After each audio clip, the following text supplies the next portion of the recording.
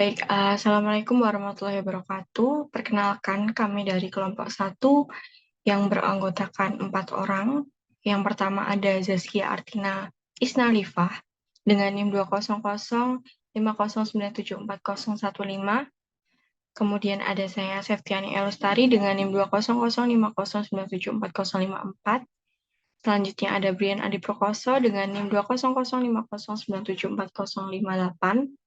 Dan yang terakhir ada Muhammad Alwi Shihab dengan NIM 20050974072.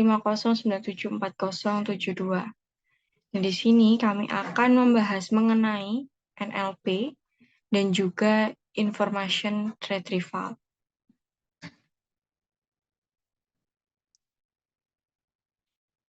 Baik, selanjutnya untuk yang pertama kita akan membahas mengenai sistem temu kembali informasi menggunakan Content-Based Image Retrieval pada Fence Similar Image in Python with Deep Image Search.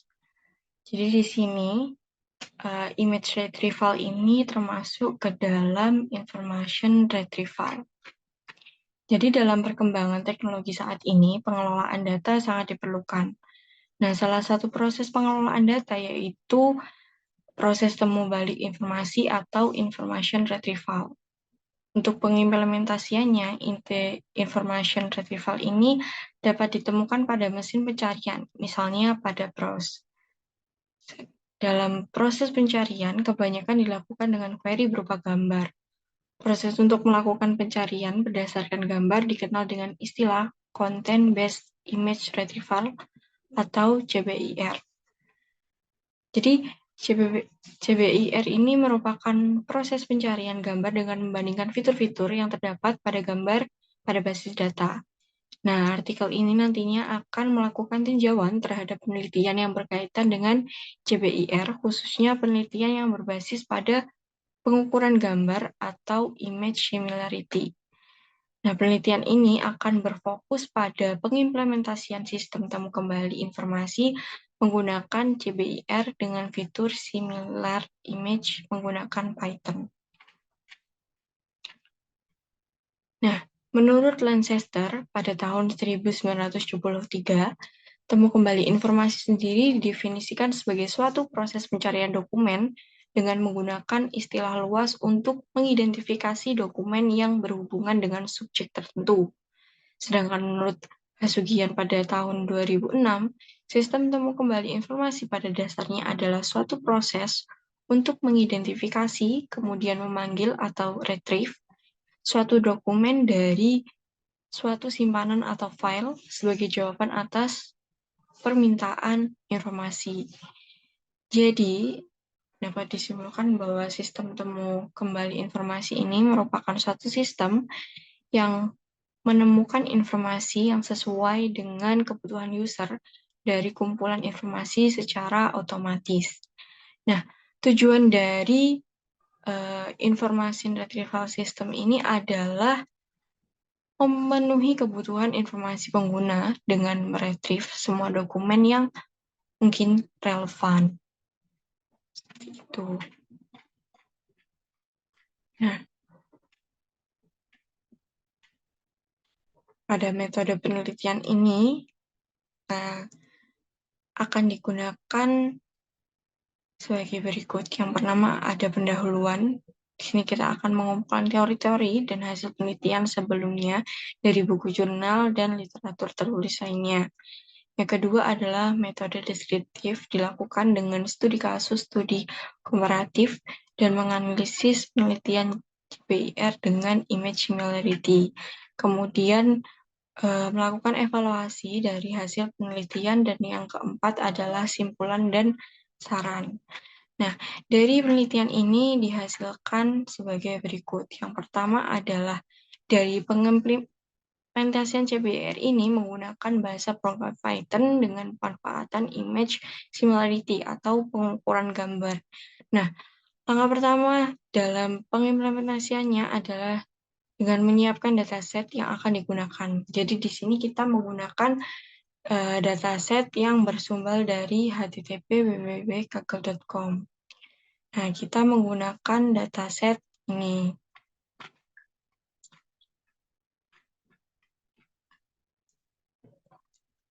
Oke, nah selanjutnya adalah mempersiapkan Google Colab dengan .ipynb. Jadi di sini kita menggunakan Google Colabs ya sebagai pengimplementasian dari image retrieval sendiri.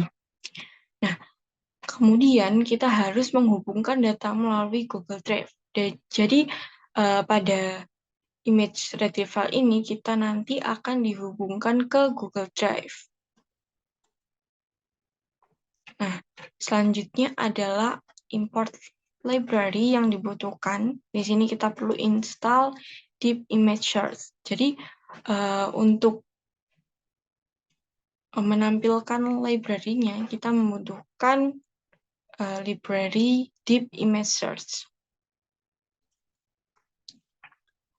Nah, selanjutnya adalah import data dari Deep Image Search. Jadi, setelah kita melakukan pemanggilan library, kita nanti akan melakukan pemanggilan library-nya dari Deep Image. Kita akan memanggil index data dan juga search image-nya. Setelah itu, kita akan memproses gambar dari folder yang dituju. Nah, jadi di sini kita akan memproses gambar dari folder yang kita tuju. Nah, di sini folder dataset yang telah kita gunakan tadi kita simpan di Google Drive, yaitu di Content, Drive, My Drive, Collabs, Notebooks, Image Retrieval, Dataset. Nah, jadi di sini adalah tempat penyimpanan di mana dataset itu disimpan. Nah, setelah itu kita akan melakukan proses indeks data. Nah, pada proses indeks data ini, otomatis program akan mendownload semua konten yang ada di drive yang telah kita cantumkan di atas ini. Nah, ini adalah dataset. Datasetnya ini akan import ke dalam program seperti itu. Nah, selanjutnya adalah menampilkan daftar gambar serupa. Jadi, setelah melakukan proses indeks adalah menampilkan gambar yang serupa. Jadi, di sini ada berapa saja gambar serupa. Di sini terlihat bahwa pada gambar 2858 dan juga 1305 ini gambarnya serupa seperti itu. Nah, selanjutnya adalah mengplot 16 gambar serupa. Jadi setelah menampilkan gambar serupa, ini nanti program akan menampilkan gambar-gambar yang serupa. Nah, di sini dataset yang kita punya, di sini kita mengklasifikasikan harimau ya. Jadi ada beberapa harimau menurut setelah di program ada 16 harimau yang terdeteksi serupa seperti itu. Nah, kesimpulannya adalah berdasarkan hasil dari pembahasan ini membuktikan bahwa Content-Based Image Retrieval atau CBIR dapat digunakan untuk mengukur bentuk dari gambar. Fungsi yang disajikan oleh CBIR sendiri juga dapat digunakan dengan baik, sehingga dapat diterapkan sebagai pengenalan gambar yang dituju. Dataset yang ditampilkan juga sama dengan jumlah dataset yang telah diperkirakan, seperti itu. Nah, untuk kesannya sendiri, penelitian selanjutnya sebaiknya mempersiapkan dataset yang ingin diuji. Karena pada aplikasi pengembangan CBIR ini masih minim. Pada penelitian selanjutnya bisa memfokuskan penelitian pada pengembangan aplikasi agar mudah diimplementasikan dalam kehidupan sehari-hari.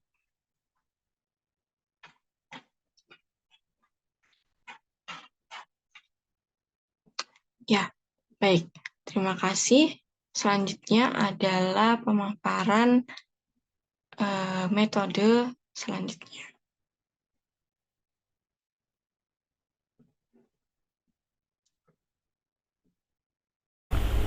Assalamualaikum warahmatullahi wabarakatuh. Perkenalkan, nama saya Muhammad Alwi Syihab dengan NIM 2005097472. Di sini saya akan memaparkan tentang penerapan automatically retrieving koordinat geografis menggunakan Python. Oke, sebelumnya saya akan menyampaikan sedikit abstrak yang telah saya tulis. Teknologi pada era Society 5.0 sudah memasuki pada era digitalisasi, di mana AI dan teknologi sudah dapat melakukan kegiatan yang biasanya dilakukan oleh manusia pada umumnya. Penentuan koordinat suatu wilayah sudah menjadi bagian dalam kebutuhan antar masyarakat. Python dapat membantu manusia untuk melakukan perhitungan yang cukup sulit ini menggunakan library yang dimilikinya. Hasil perhitungan koordinat cukup tinggi akurasinya. Python adalah sebuah bahasa pemrograman yang digunakan untuk membuat aplikasi, perintah komputer, dan melakukan analisis data. Automatically retrieving koordinat geografis yang memanfaatkan Python akan mendapatkan output mengenai akurasi koordinat daerah data yang telah diinputkan. Dan berikut program yang telah saya buat. Di sini saya akan melakukan run terlebih dahulu.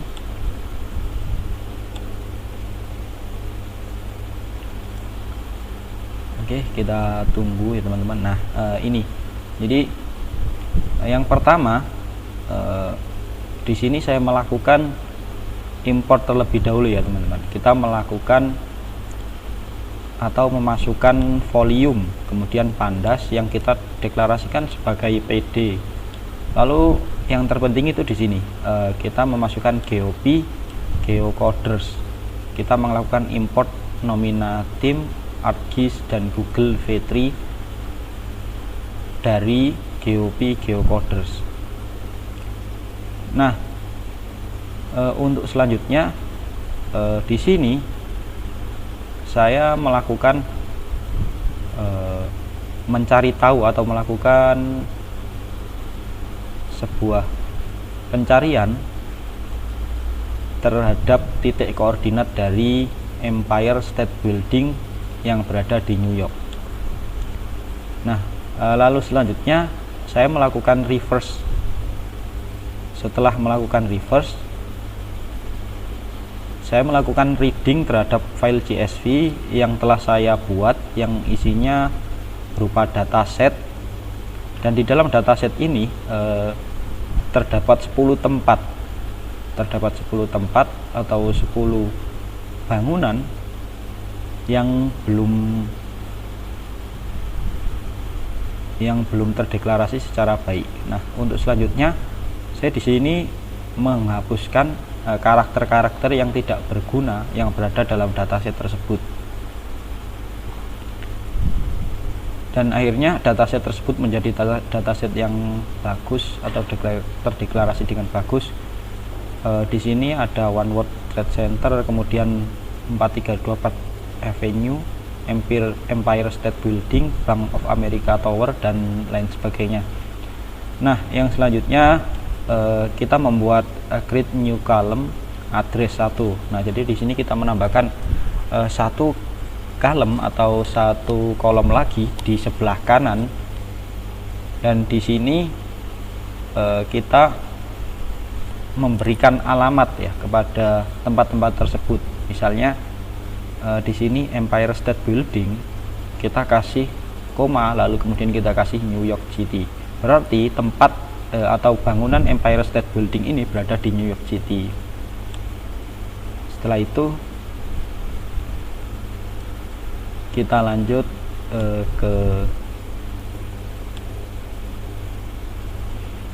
nah, di sini kita untuk langkah selanjutnya, ini kita melakukan checking terhadap tempat-tempat tadi, manakah tempat yang not found atau tidak memiliki latitude atau longitude atau longitude. Nah, untuk selanjutnya kita scroll ke bawah dan kita lakukan final atau langkah-langkah terakhir, yakni kita membuat create a volume map object ya. Jadi di sini kita menjadikan objek yang ingin kita cari tahu tadi itu sebagai peta. Nah, jadi di sini akan muncul output seperti ini. Misalkan ini tempat yang ingin kita tuju, maka tempat ini akan terlihat di map ini seperti itu. Sekian presentasi dari saya. Bila ada salah kata mohon dimaafkan. Sekian, terima kasih. Perkenalkan, saya Rizky Artina Estanifa dengan 3 digit NIM terakhir 015. Saya dari kelompok 1. Pada kesempatan kali ini saya akan menjelaskan mengenai penerapan algoritma Artificial Neural Network and Natural Language Processing pada pembuatan chatbot menggunakan Python. Jadi saya akan menjelaskan gambaran umum dari chatbot sendiri. Chatbot merupakan program komputer yang menyimulasikan percakapan manusia melalui perintah suara, obrolan teks, ataupun keduanya.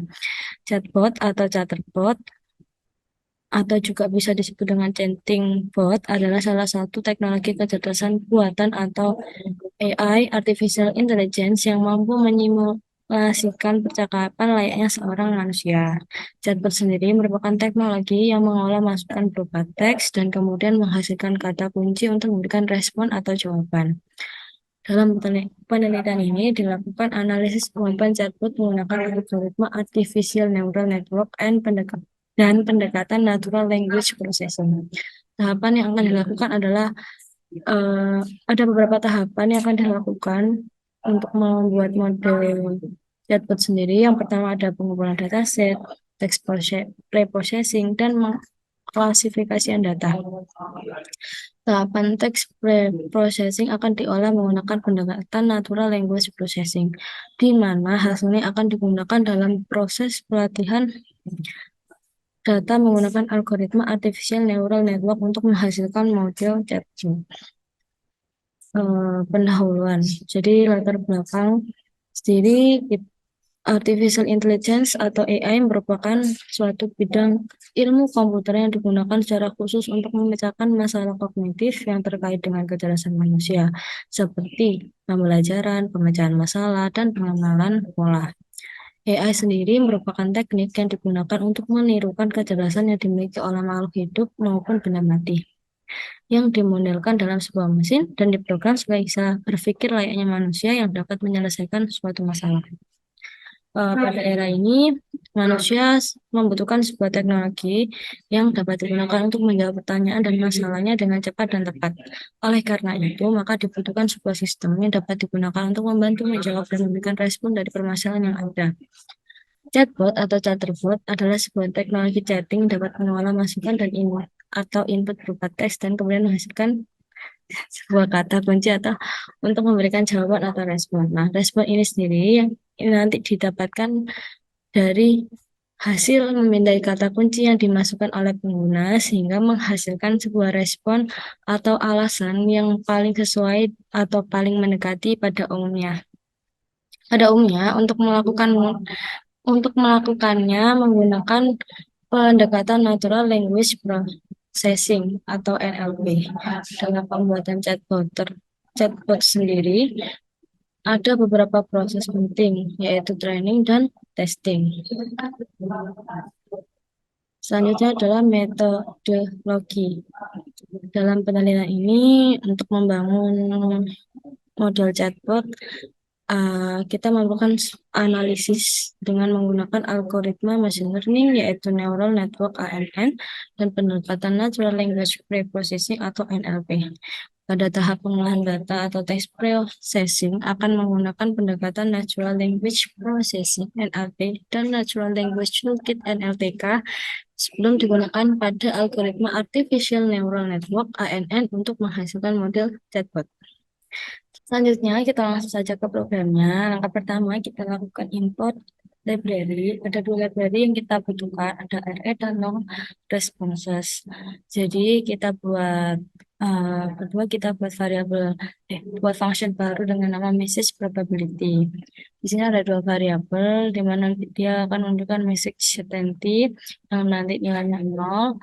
Kita has required word dan nilainya true. Kemudian kita di sini buat program untuk menghitung jumlah kata yang ada di setiap pesan yang telah ditentukan.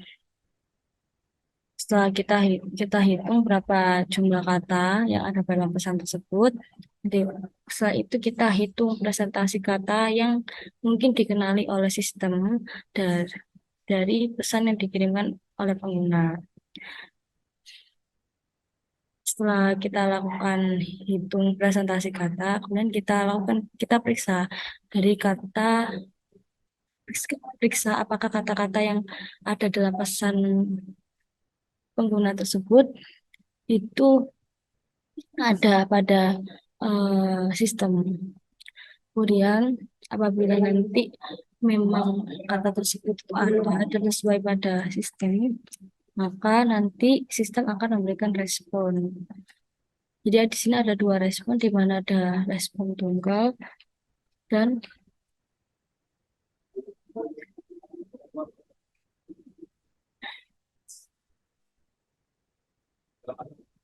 selanjutnya kita buat function baru lagi bernama check all message. Di sini nanti akan mengecek semua message. Jadi yang perlu disiapkan adalah kita membuat responses, di mana di sini nanti ada kita menyiapkan array yang berisikan kata atau kunci kata untuk sebagai kata kunci yang disesuaikan dengan pesan dari pengguna tersebut. Semisal nanti pengguna akan memasukkan kata hello, maka nanti sistem akan mengirimkan sebuah respon hello semacam itu. Di sini juga untuk respon yang kedua, apabila nanti dari pengguna mengirimkan sebuah pesan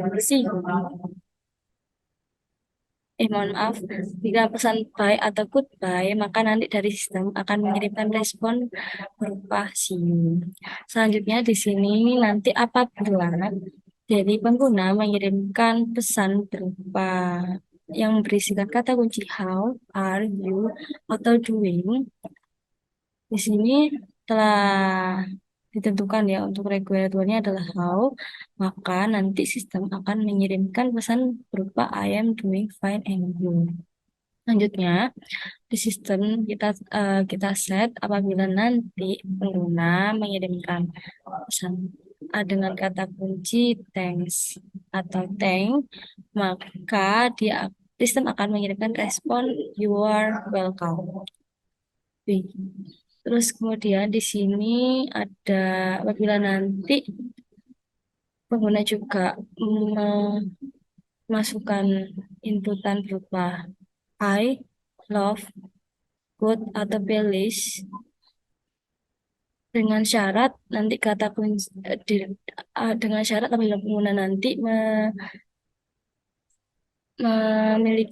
memasukkan pesan dengan dua kata kunci code dan bearish, maka nanti sistem akan mengirimkan respon berupa thank you. Apabila nanti dari pesan pengguna tidak mengandung kata kunci berupa code atau bearish, maka sistem tidak akan mengirimkan pesan thank you semacam itu.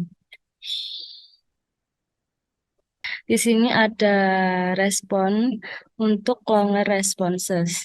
Semisal nanti dari pengguna mengirimkan pesan yang mengandung kata kunci what, you, atau it, maka nanti sistem akan mengirimkan pesan responses yaitu I don't like eating anything because I'm bored obviously. Semisal dari pengguna pesan yang dikirim oleh pengguna tidak mengandung tiga kata tersebut, maka sistem tidak akan mengirimkan pesan yang sesuai dengan kata kunci yang telah ditetapkan. Namun nanti akan mengirimkan pesan random seperti could you please rephrase that atau titik-titik-titik atau sound about right atau what does that mean. Begitu pula pada respons apabila untuk apabila nanti pengguna mengirimkan pesan dengan mengandung kata kunci give atau advice, maka nanti sistem akan mengirimkan pesan respon yaitu if I were you, I would go to the internet and type exactly what you want there.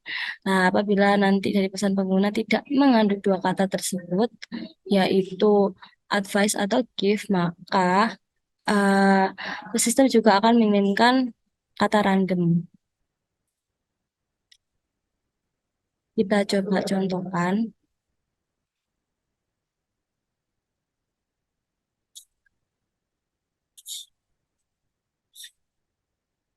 Kita coba run dulu.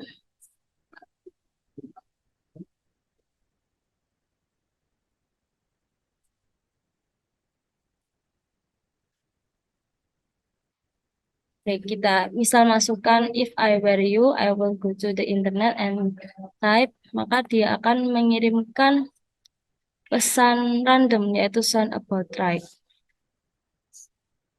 Nah, semisal kita coba kirimkan pesan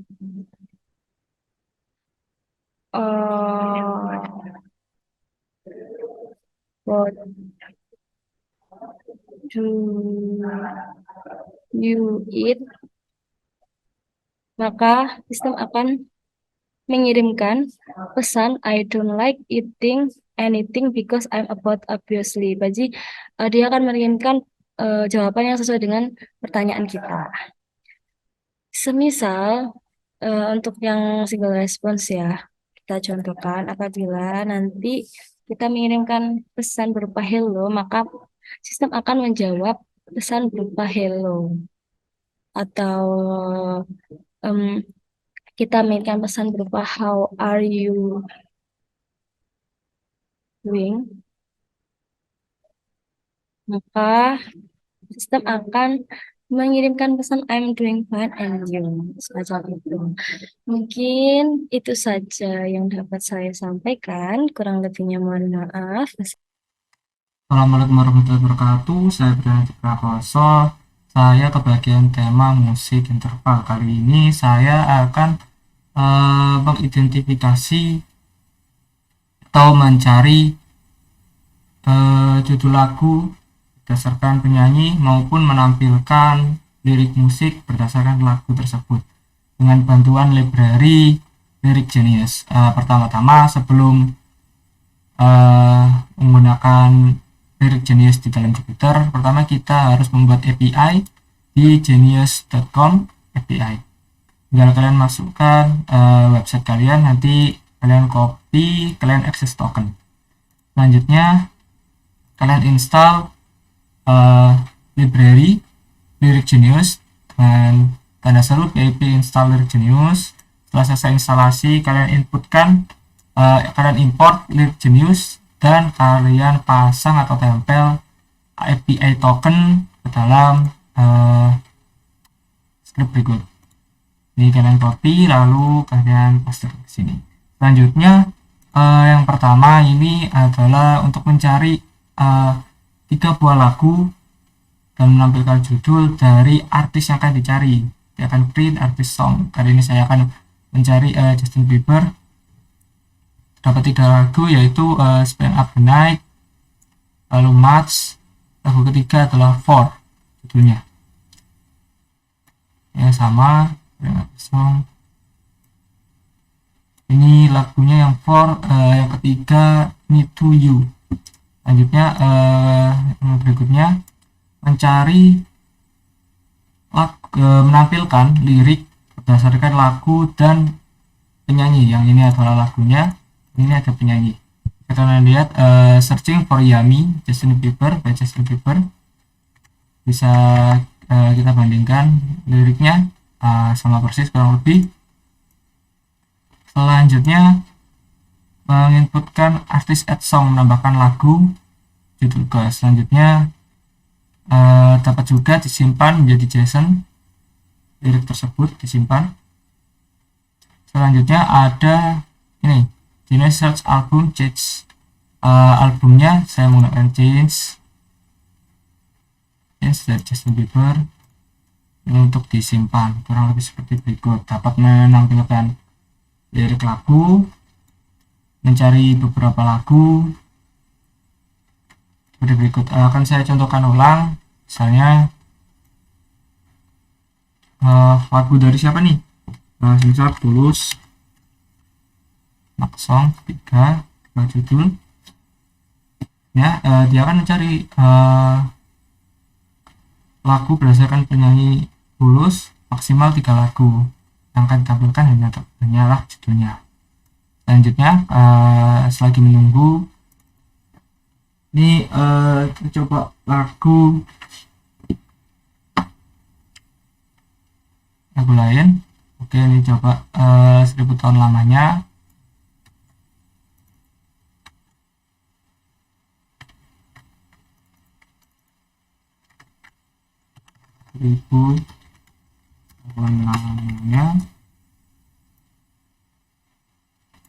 Oke, baik, Tulus.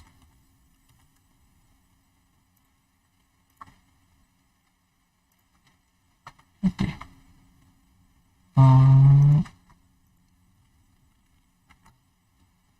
Oke, kita jalankan. Oh ini ya, tadi sudah tertampil 3 lagunya, 1000 tahun lamanya, adaptasi, dan baru. Oke, ini liriknya. Coba kita cari juga liriknya. Lirik 1000 tahun.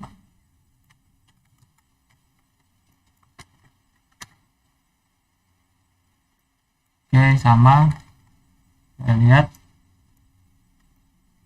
Kurang lebih sekian dari NLP, Neural Language Processing, bertemakan musik. Dari saya Berhenti Prakoso 558. Terima kasih telah menonton. Assalamualaikum warahmatullahi wabarakatuh.